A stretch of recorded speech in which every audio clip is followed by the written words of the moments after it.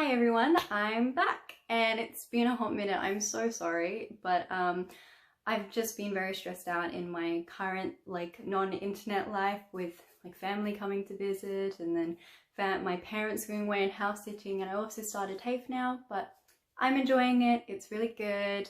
I'm happy and ready to come back to YouTube and be here and present, so that's really good.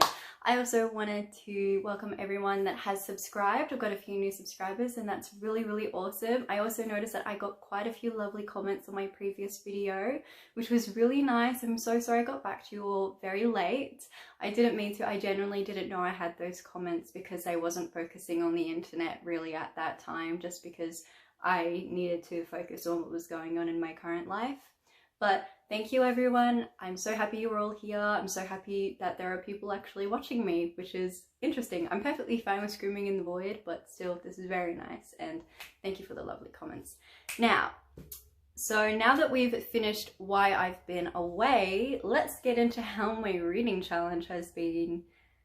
Not that great. I haven't been updating my Goodreads all that much either because I haven't been reading all that much. I've been doing this thing where it's like I start reading but I can't finish the book, or I'll lose the book, or because I was annotating every book I was reading, it started to become a bit too much for me, and I've now decided that I'm not going to annotate every book I've read.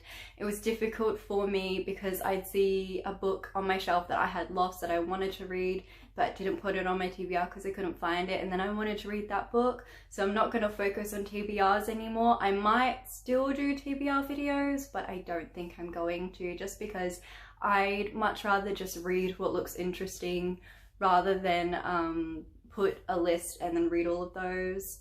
Maybe do kind of like a what I might read, if that makes sense. I'm not entirely sure. I don't really know how many books I've read, so we'll find out by now talking about the books I've read. I don't know why I did that. There isn't going to be anything there unless I put something there. I doubt it. The first one is The Reader on the 627. I am going to absolutely butcher this name. I am so sorry. Jean-Paul Didier-Laurent. I don't know how to pronounce it. I'm so sorry, but all the books will be linked down below, so even though I butcher the names, you'll still be able to find them. I gave this book a 5 out of 5. It is so good. The way the author managed to make such mundane things seem interesting and almost poetic was quite interesting. There wasn't all that much excitement in the book. Like, it was a very much like a chill, you want to go to bed so you read the book sort of kind of thing, but it wasn't necessarily an easy read either because of the writing being so poetic and literary. It was very beautiful, very well crafted. The main character had such a beautiful personality and soul. At first, when I first picked up the book, I thought he was going to be a bit of a douche, but he wasn't. He was lovely. He had such beautiful, vibrant friends with amazing personalities. They were all very artsy and they really enjoyed something. Like, his was books and writing. One of his really loved to act, and he would just say poems or I forgot the word, monologues, and it was very beautiful.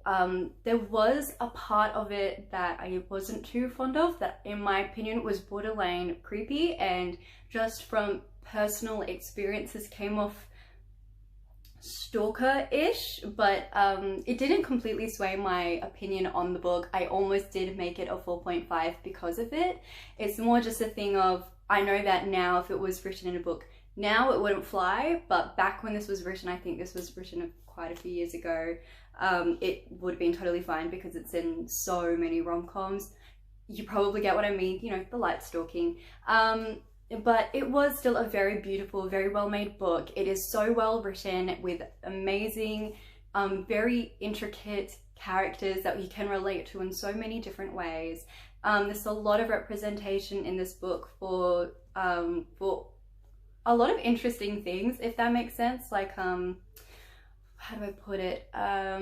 One of the characters, unfortunately, is physically disabled, and he's such a light in the book. He's such a beautiful character. He's actually my favorite character.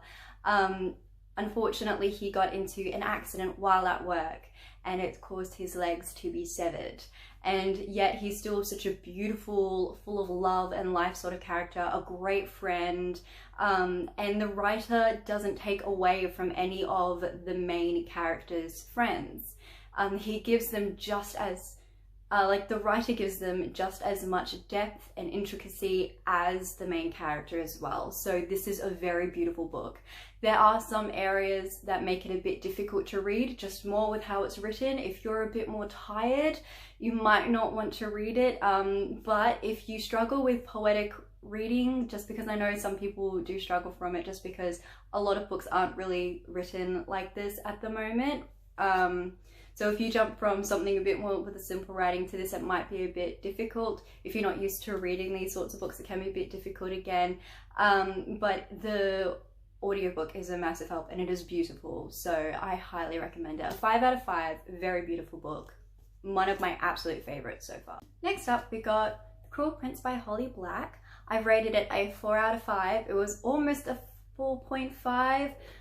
But I have reasons. I don't know if I can actually say it without spoilers, but first up I'd like to say that I really liked the world in it. Like, the world building was so interesting and very different to the fairy stories that we usually get. Usually they're set in like centuries ago in the past and things like that, and it was nice that it was actually set in modern times. It was just that the fairy realm was different to the human realm, and the humans are completely and utterly unaware of the fairies. The magic system was quite interesting. I would like to have seen a lot more magic in the book, but it was very interesting with how it was more of a cunning type book, because a lot of the characters are on the cunning side. Fairies are tricky, so Jude has to be aware of that and be tricky as well. So that was a really interesting thing to add into it. I found that quite fascinating. It was a very easy read. The writing isn't difficult. It's not hard to wrap your head around. So it actually was very good at getting me out of a reading slump. So if you're in a reading slump and you're interested in these kinds of books, I highly, highly recommend it on that regard. I don't ship the ship in this. I'm sorry. There is a relationship in this that if you've read it, you would know, and it is so popular, I don't see it. I'm sorry, I don't see it, because it went from 0 to 100 real quick in very dire circumstances, and in my opinion, that was because of the dire circumstances, not because of any actual feelings towards each other. So I don't see the ship, I don't like the ship, I don't care for it. I'm just saying, maybe my opinions will sway in the next book, but it's just, I didn't see much there. It was interesting to see characters I was very much like, oh, I don't trust, only to find out that I was right not to trust them. Fairies are a tricky bunch in this. I loved the bisexual representation. I'm bisexual, so hi. Any other bisexuals out there? Hi. But like, one of the characters, Vivian, who is the older sister who is half fairy, is actually bisexual, and she has fallen for a human girl, and their relationship is just so cute. I would have liked to have seen more of Vivian. There actually wasn't that much of her, which made me rather sad, and I would have liked to see more of her just because I found her a bit more interesting than the main character. Not that the main character isn't interesting, it's just personally I found her sister very, very interesting, because she was taken into this life and she's actually this guy's daughter and she doesn't want anything to do with him, and it's that kind of situation. Like, to me, that seems so interesting. Like, it's not that I wanted it to be in her perspective, I just wanted to know more about her. She was a very interesting character. The main character's twin, so annoying. I don't like her. She is so unbelievably annoying. I cannot stand this girl.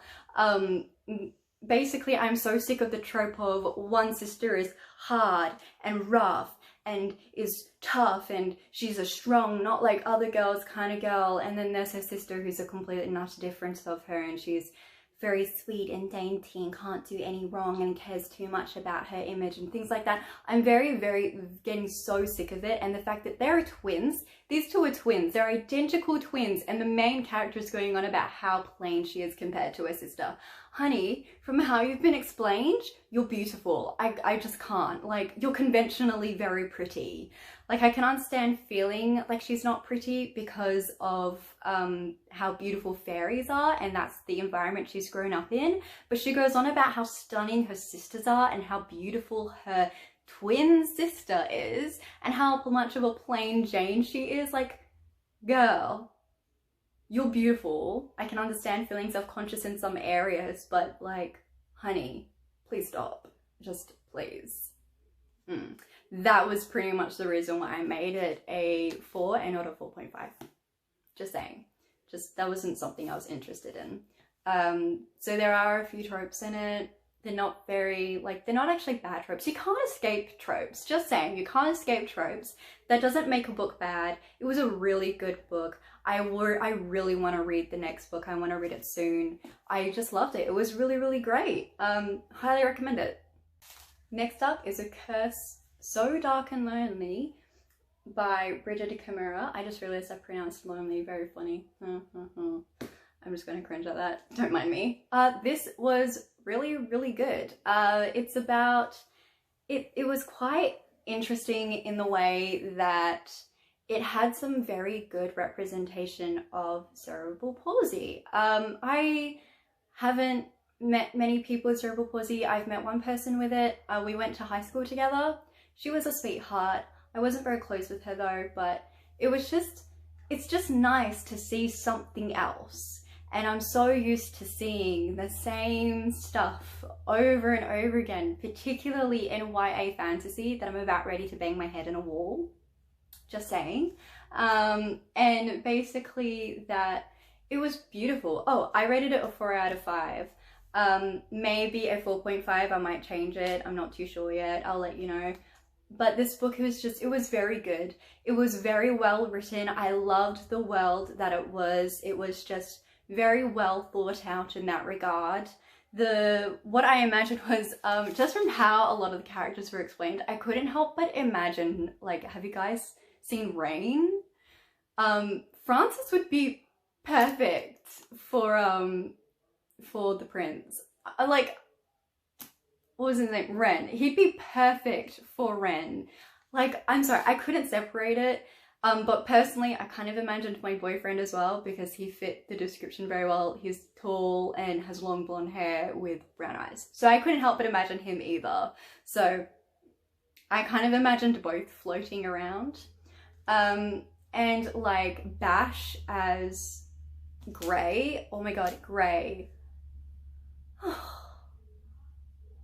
Steal my heart, why don't you? Probably my favorite character. I'm not entirely sure. I love all the characters. I love that all of them had very intricate and unique personalities, that they all explored very different like spectrums of the type of people you could be. The character development was so strong in this.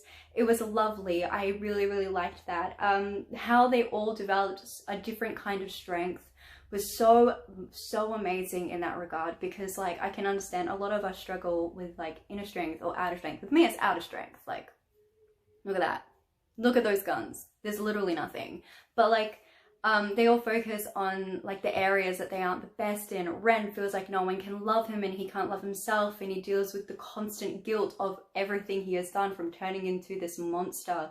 And he also has this constant guilt of letting it happen to him because of the Enchantress. Very interesting. She was terrifying. I also couldn't help but imagine Morgana from Merlin. I don't know, but like, damn, I hated Lilith so much, but also she was a great villain, just saying. Everything Grey did of like, he did it out of duty, but then afterwards he did it out of like love and like for his friends, and that was very beautiful. Like there was a scene that was so lovely. I'm saying like so much, I'm so sorry guys.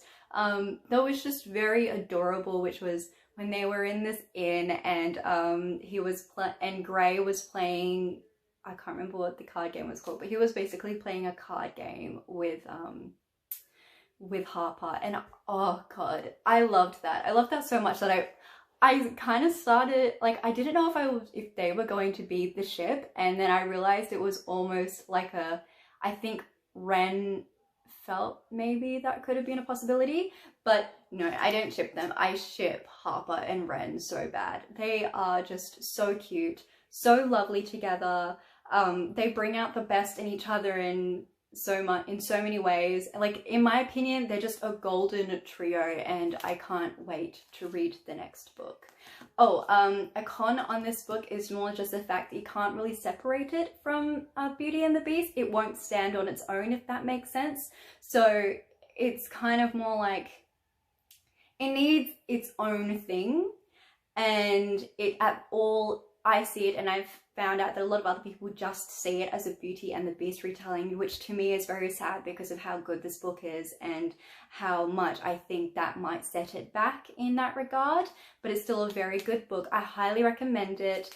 If you're not into Beauty and the Beast, might not be for you, but if you're interested in seeing some different points of view with representation, I reckon give it a shot. It is a good book. If you don't like it, that's okay. Like, donate the book or get it from a library.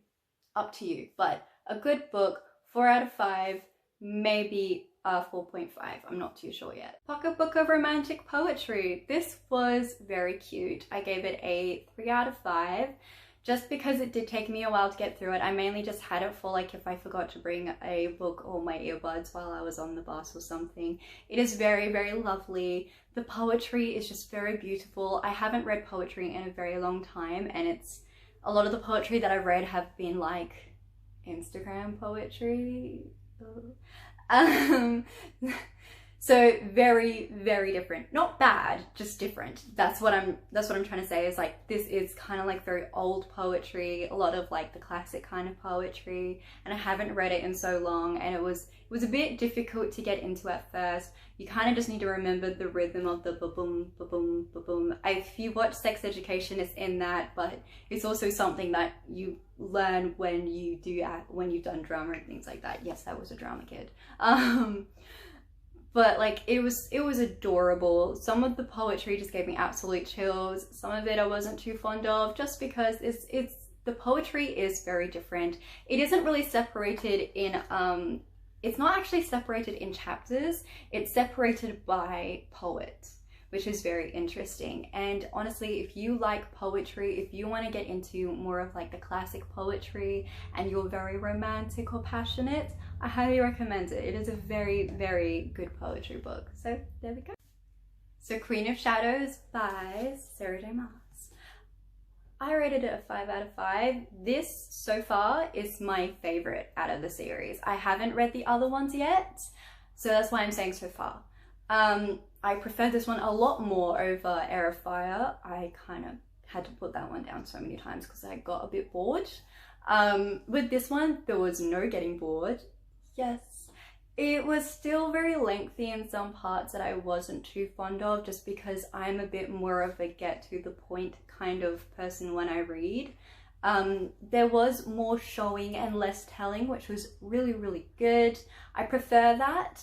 The writing is a lot less repetitive in this book, so you see a lot of improvements, and something I've noticed is that the writing is actually better in this series than it is in the ACOTAR series. I love the ACOTAR series. It's actually my favorite book series, but the writing actually isn't the best. I will be honest on that regard.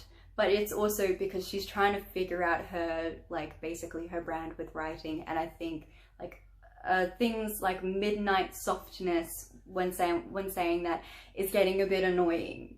So I'll be honest, it made sense when Resend was saying it, or someone part of the Night Court in ACOTAR, but when no one is part of the Night Court in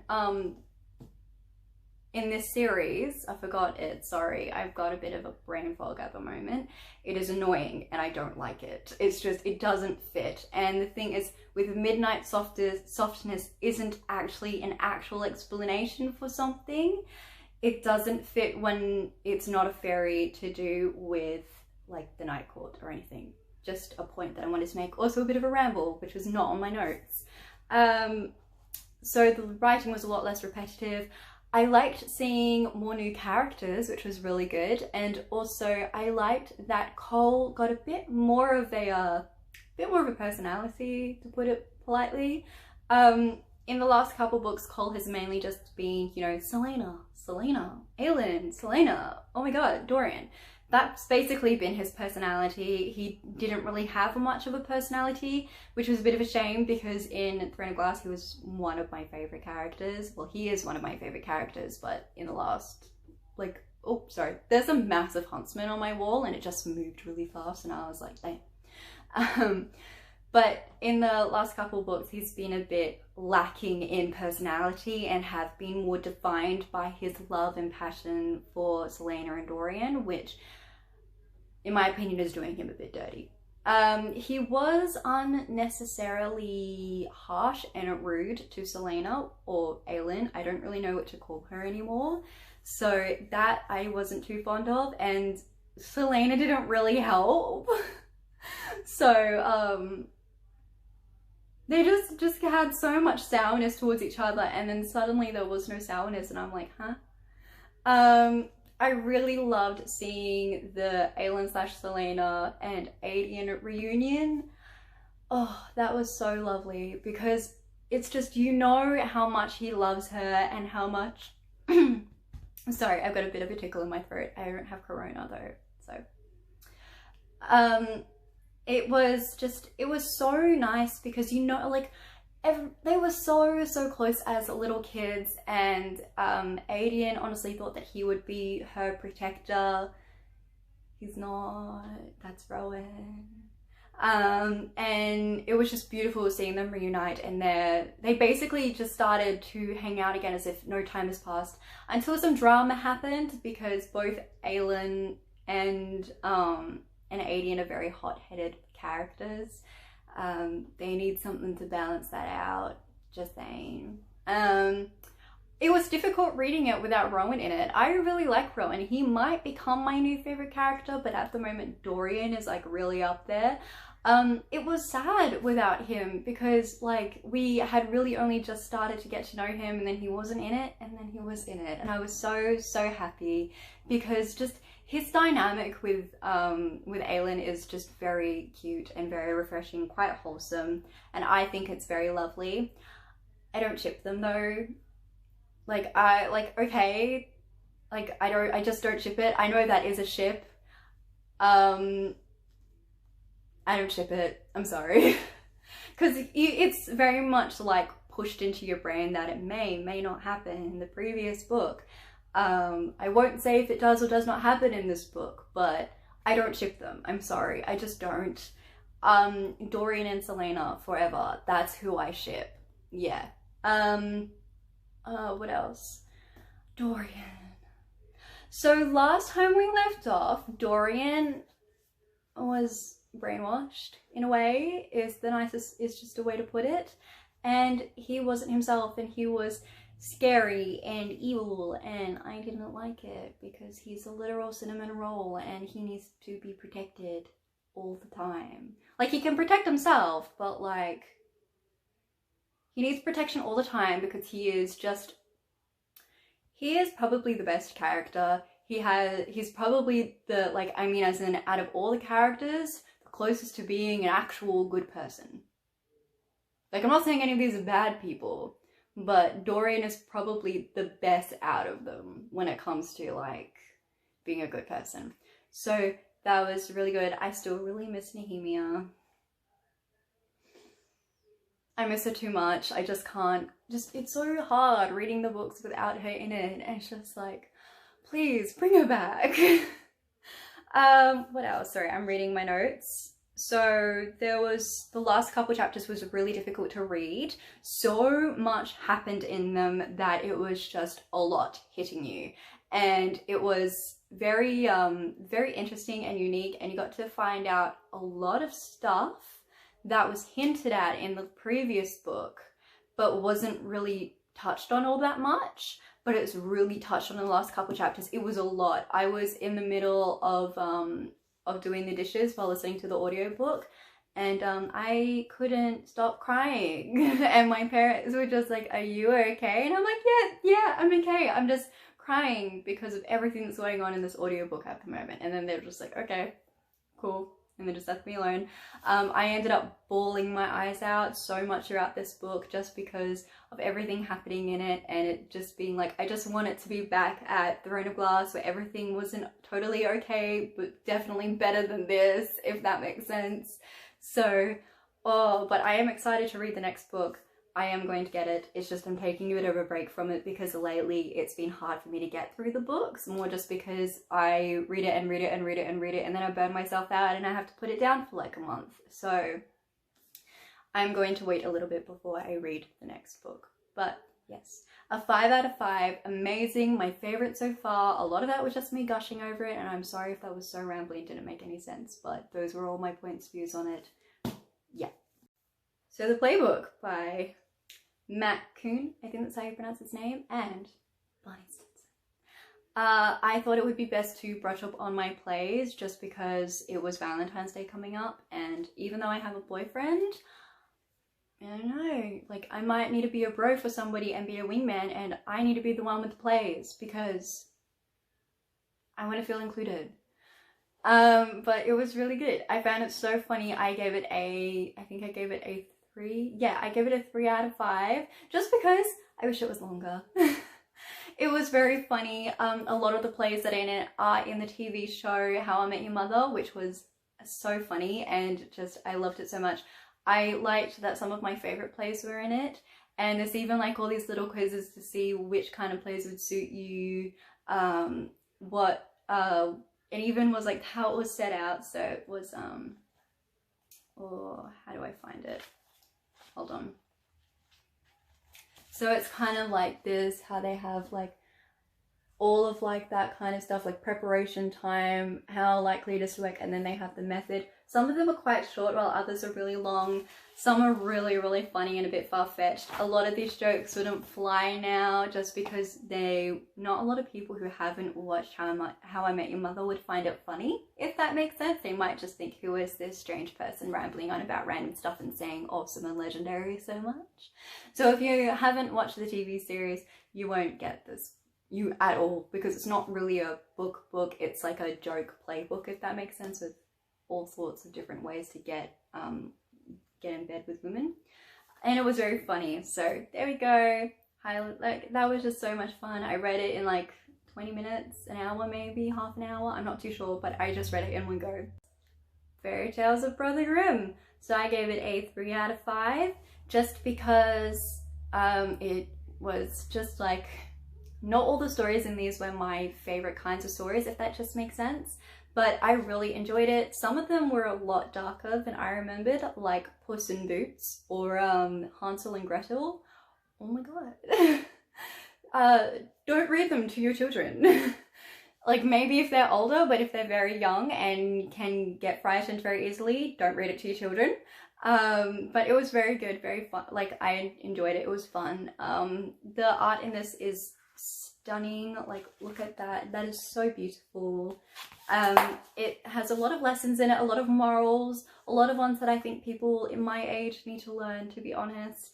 And like it was just very sweet, a lot of nostalgia in it. I had no idea that Puss in Boots, the story was so different to the ones that to the Puss in Boots stories that I've been told, that are more catered and more like kid friendly, if that makes sense. Very different. I'm not entirely sure if the cat is all that good of a cat now, so yeah, giving me a new perspective. But it is very good. I highly recommend it if you like fairy tales and want to add something to your collection. This is a very good one. I think you can actually get a longer version of it. I'm not entirely sure, but this is the only one I could find. Harry Potter and the Philosopher's Stone by J.K. Rowling. Now, it was a bit difficult to read this book. I am quite good at separating people from their work. I'm not too fond of J.K. Rowling anymore as a person, but I still like her writing. It was a beautiful book filled with so much nostalgia. I really want to get the next one. I think you can also get it in paperback, and they're cheaper too. The art is absolutely beautiful. I actually haven't read it, like the story, in so long. Like, look at that. That it was kind of interesting to read it all over again. I have such more of a love and appreciation for the Golden Trio. Like, I don't know how I could have more of a love and appreciation for them because they're just so darn cute all the time. Like in the first book and the second book especially, how much they love each other. I still really ship Hermione, I think it's called. I'm not very good with ship names, but I don't care what anyone says. Ron and Hermione belong together. If you disagree, that's okay, but like, I ship it. I just can't ship Hermione and Harry. They're too similar. But this was just so beautiful and filled with so much nostalgia, and I love it so much. The pictures are so beautiful, and it is nice to have some very funny photos, like some very funny imagery with it, just because of how the characters are described in the book are so like almost cartoonish in a way, because it is, the first couple books are children's books. The books aged with the readers, but the first book, the way it is described, is rather cartoonish, so it was very funny to see the characters in a very cartoonish way. So I gave this one a 5 out of 5. There we go. Now, what am I currently reading? Ooh, so fancy. Not really. I'm currently reading Serpent and Dove, which is about a witch who ends up having to get into an arranged marriage with someone with a chasseur. He's a bit of a not very nice guy, but to be honest, the main character isn't very nice either. So it's kind of interesting seeing the dynamic. I'm not too far in it just yet. From what I'm up to, they just got married. The reasoning for the marriage so far is a bit not a very good reason, if that makes sense. Like, there were so many other ways to rectify the situation besides marriage. Just saying. There's a lot of just saying in this. I'm just trying to hold back. I can be a bit sassy in my head, so I'm just holding it back. I kind of just sound a bit like a Karen at the moment. Not too good. But yeah, I'm enjoying it. The writing is quite good. It's, the main character's a bit crass. Sorry. I think it's supposed to be a juxtaposition because there is another character who is very beautiful and dainty and sweet. I don't know what's going to happen with her. I don't trust her, but I do actually like the characters. It's just very different and a bit unique. But that's one of the books I'm currently reading. The Notebook by Nicholas Sparks. I'm currently reading this. It is very sweet. If you don't know what The Notebook is about, don't ask me because I don't know how to explain it. Basically, it's like these two people who loved each other for like a span of like I think it was a holiday, and basically they were separated and they still loved each other, and now she's come back to see him. It is so beautiful. I lost it and I was so sad. I was thinking of just buying it on Kindle and then just reading the rest of it because I only had 50 pages left, but no, I have to read it in book form because it's just, for me, it's part of the experience. And it's so beautiful and so sweet. I'm enjoying it so much at the moment, and I'm hoping to finish it very quickly. Yeah. City of Bones by Cassandra Clare. I'm doing a reread of this. Last time I read it, I was quite young. I think I was 12. I don't know. The age kind of changes from the amount of times I've said it, but all I know is I was in middle school. This is about Clarissa Frey. She finds out about basically all the legends are true, and her mother has gone missing and she has to go find her, as well as the Mortal Cup, for instance. Like, she has to help these people find the mortal instruments. She finds out that her mundane life is all a lie, basically. She's not who she thinks she is. She's not what she thinks she is, and her mother has been lying to her, but she still loves her and wants to find her. I am currently doing a kind of like a reading vlog for this. I'm enjoying it so far. It's quite fun. I'm documenting it as I go along, so I'm not going to say too much about how I'm feeling with this one just yet. Okay, so you'll have to wait for that. Lastly, we've got Miss Peregrine's Home for Peculiar Children. Oh, I said it. I've been getting tongue-tied lately. It's by Ransom Riggs. It is about Jacob, who unfortunately finds his dad after what looks like a wild dog attack, and he watches him die, which is very sad. And his dad gives like, not his dad, his grandpa gives a very cryptic message of sort of like, find the loop and this person at this date. I don't know it exactly because I have an atrocious memory, but it's very good. I'm liking it so much so far. I'm about halfway through it and I'm kind of sad because I don't want to be halfway through it. I want it to be longer so that way I can see more of it. It is a bit of a slow-paced book, but it's slow-paced in the way that it makes sense, just because it has taken a lot for Jacob to get to where he is now and what he's currently doing, and I'm really enjoying it. Once I finish this, I'm definitely going to be reading the next book because I didn't even know there was a sequel. I'm so excited, or I think it's a sequel, but I know there is another book in the same universe, so I'm going to read that one after this. It is very good. I love all the characters. I love the world building. I love Jacob. He's a very funny character. That's funny for me to say because that's my boyfriend's name. Yes, I do love my boyfriend, but I also really love Jacob in this. It's very like, there's so many moments where I started to cry because he has such a strong relationship with his grandpa, and it's difficult because I have lost my grandpa, that it's kind of like, I know how he feels, and it's just like, oh, I would not, like, it's kind of like bringing back memories in that regard, if that makes sense, if you've lost a grandparent, which is, it's rough.